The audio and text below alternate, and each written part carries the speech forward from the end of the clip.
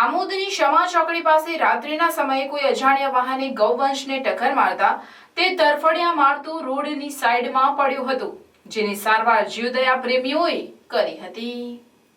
જીવદયા કાર્યકર ગિરીશ માછીને ટેલિફોનિક જાણ થતાં તેઓ તુરંત પોતાના કાર્યકરો સાથે શમા ચોકડી પહોંચી ગયા હતા અને ગૌવંશને જોતા તેના એક પગમાં ફ્રેક્ચર થઈ ગયું હતું અને પગનું હાડકું પણ બહાર નીકળી ગયું હતું। પોતાના પ્રયાસો થકી ગૌવંશને ઊભું કરવાની ઘણી કોશિશ કરી, પરંતુ ગૌવંશને વધુ ઈજા થતાં પ્રયાસો નિષ્ફળ ગયા હતા, જેથી તેઓએ પશુપાલકોની ઘટના અંગે ટેલિફોનિક જાણ કરી હતી, પરંતુ કોઈ પશુપાલક નહીં આવતા આખરે જીવદયા કાર્યકરોએ ટ્રેક્ટરની વ્યવસ્થા કરી ગૌવંશને પોતાના ખર્ચે મિયાગામ કરજણ ખાતે આવેલ પાંજરાપોળમાં સારવાર માટે લઈ ગયા હતા।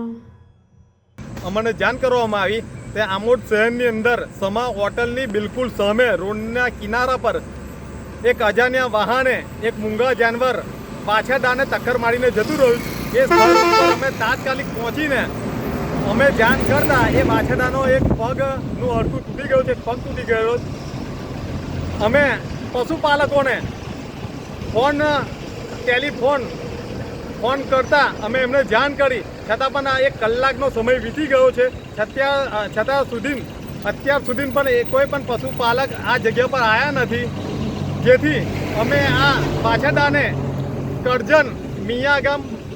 ગૌશાળાની અંદર અમે સારવાર માટે ખસેડી